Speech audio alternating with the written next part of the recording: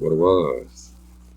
Y'all know who it is, and you tuned in with Priceless Knowledge yourself, and I figured I'd lace y'all up with a little more cosmic insight this afternoon.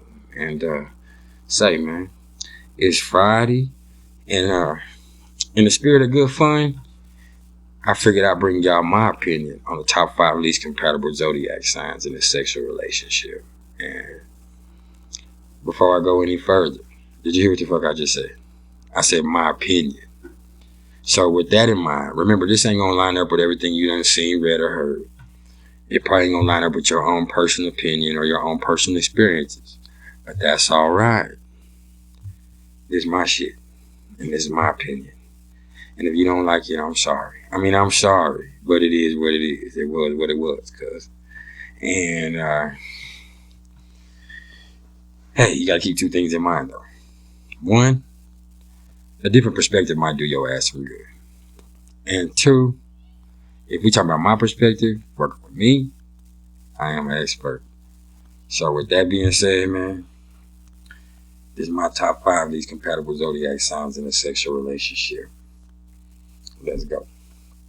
Number 5, Pisces and Libra. And I'm going to tell you right off the rip that the biggest issue with these two is they have 2 different perspectives on reality. And if you try to mix that in a sexual relationship, it just ain't going to go, man. It ain't going to go.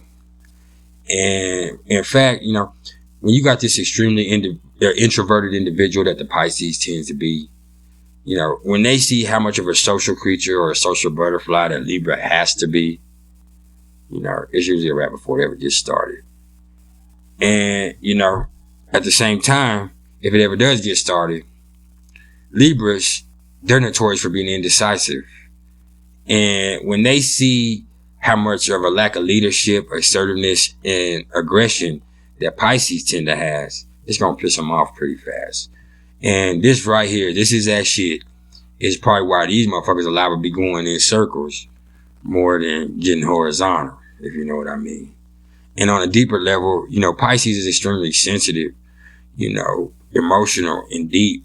And Libras can sometimes be a little superficial, and they might even be called shallow.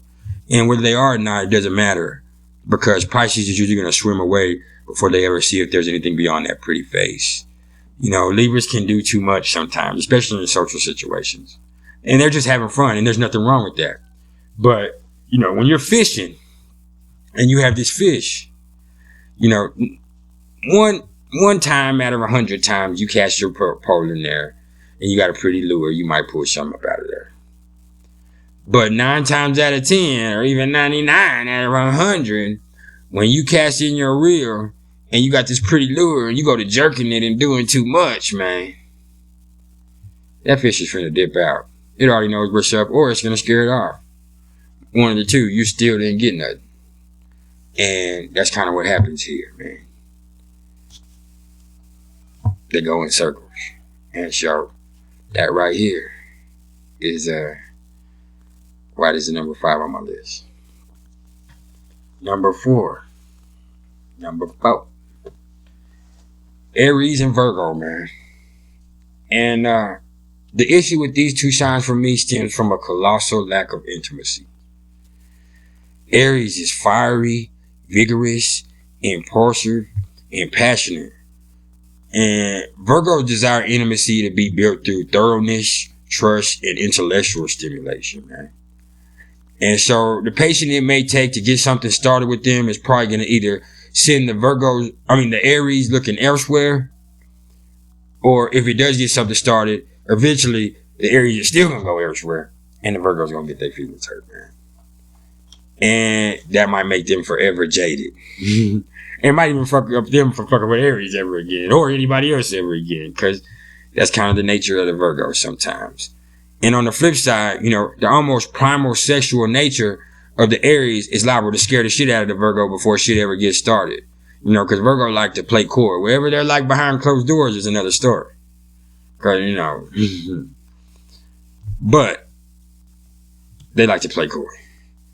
The lack of empathy and compassion that comes with the sign of self, which is Aries, just does not go well with the taste of the virgin, who is all about service to others. Even though, you know, it seems like that would be excellent. It just ain't, man. It just ain't. That ain't the bread and butter this time. The cautious nature of the Virgo is a major annoyance for the bold and intrusive Aries. They ain't got time for that. To try to break them open, man. You know, this ultimately is going to make them number 4 on my list. Excuse me, y'all. And so, the reason I got that mixed up, because what's number 3? Number 3, hey, for y'all, we got Aquarius in Virgo. Hey, Virgos, it's rough on y'all. I know y'all going to talk shit because that's what y'all do. And I'm sorry, man. I'm just giving my opinion. And, you know, the biggest issue right here, and this is a crucial one, is we have the chaos addict and the control freak. And the major issue with this pairing is how fragile it is if it's ever even able to get started. And the other issue is these two is rarely even going to be attracted to each other in the first place to even see what's up at all. The inherent nature of these two is going to make it extremely difficult to support each other in the most essential ways. Because even though they're both intellectual people, it's in completely different ways and for completely different things. And both of them will probably, you know, ruin the chance of ever having something solid and genuine with each other by overthinking shit constantly. And it's going to be overthinking shit in separate directions. You know, one's going to be away thinking some off the wall shit, and the other one's going to be stuck in the details and not seeing what the fuck is going on in the bigger picture, man. And, you know, Aquarius is extremely stubborn in their spontaneity. And Virgo is a stickler for routines. So when and if Aquarius tries to come out the blue with something wild, you know, and maybe even it's something fun or just something dangerous and wild, the Virgo's probably going to get annoyed for, you know, the disturbance in their routine more than anything else, which is going to cause the Aquarius to do what the Aquarius does best, which is, bam, shut down on those emotions. And that's a wrap. Because now their mind is going something else, conquering the world, or whatever it is they do. And, or thinking weird shit. You know, science fiction. But, you know, that's what happens when you got the virgin and the water bear, man. Just a shutdown. So, that's why they're number 3 on my list.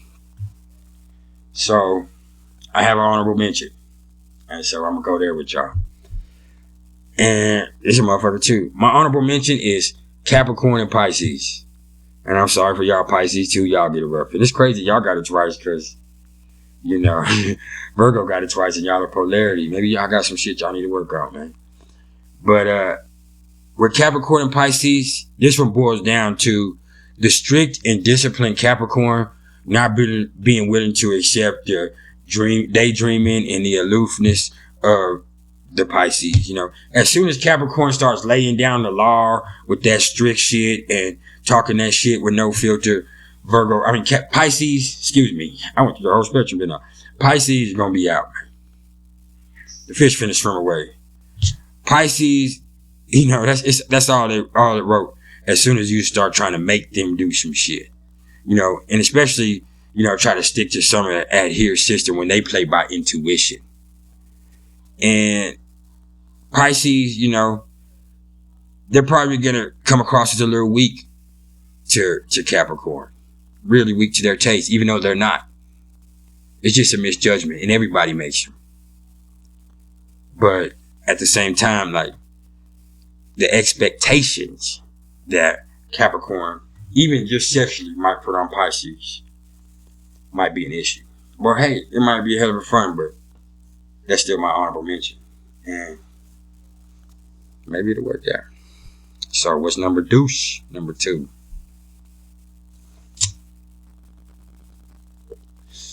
And number 2 is Taurus and Sagittarius.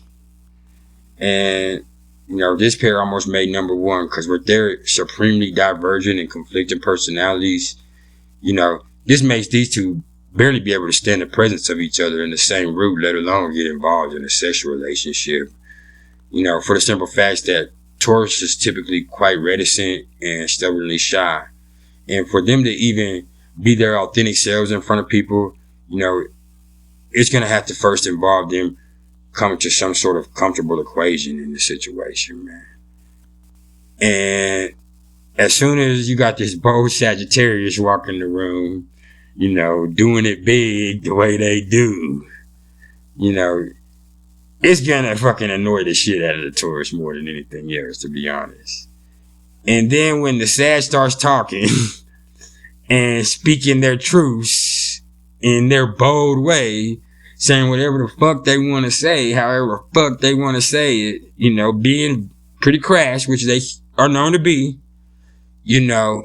that's also gonna just fuck it off for the Taurus, man. And if they ever do, that's why it's not gonna work off the rip. And if they ever do get involved, which they typically won't, as soon as Taurus tries to keep that Sagittarius locked in the crib, like they tend to be themselves, Sagittarius is gonna dip for good. And they probably gonna go far away and they ain't never coming back. You know what I'm saying? They're gonna hit the road, Jack. And it's just, that's what it is with these two, man. They don't mix, man. They value two different things. Taurus values something tangible and real. Sagittarius values their beliefs. And if y'all can make it work out, hey, but they number 2 on my list. I know that. So, what's number 1? Number 1, man, is Gemini and Capricorn. It ain't gonna work for y'all. And I've seen it. I don't know. I done took a few Gemini's ladies.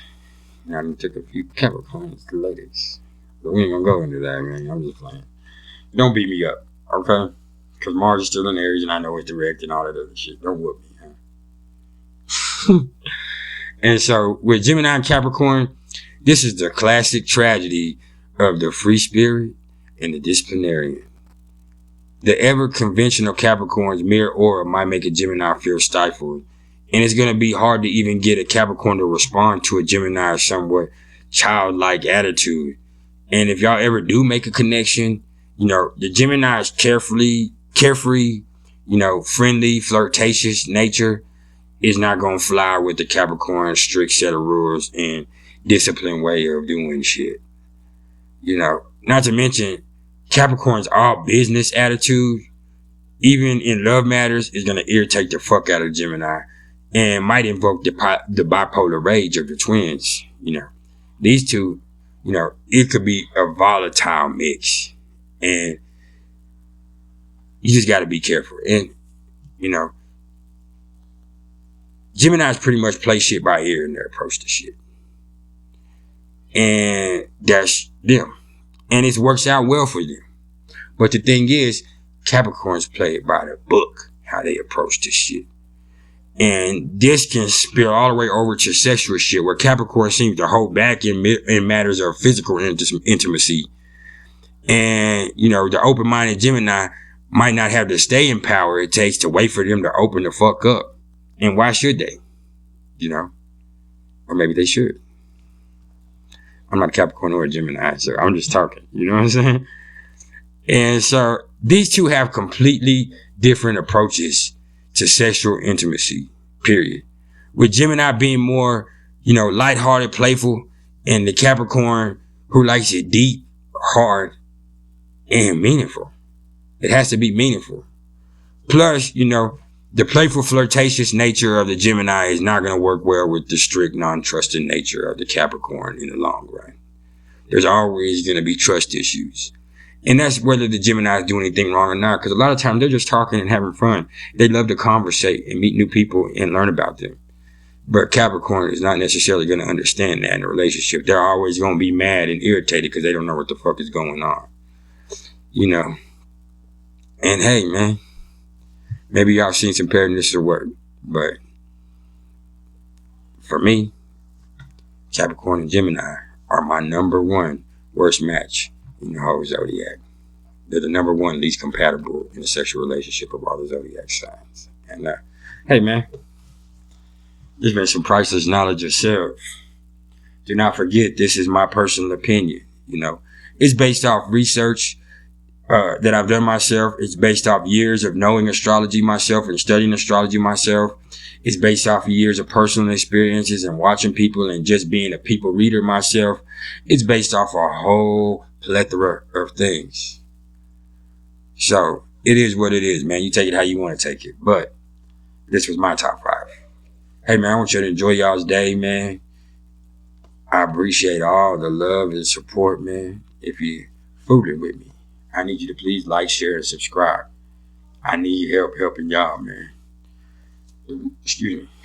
And if you're interested in any astrological readings, please either hit me up in the comments below or email me at mr.turner1300@gmail.com. Hey, man, you already know what it was.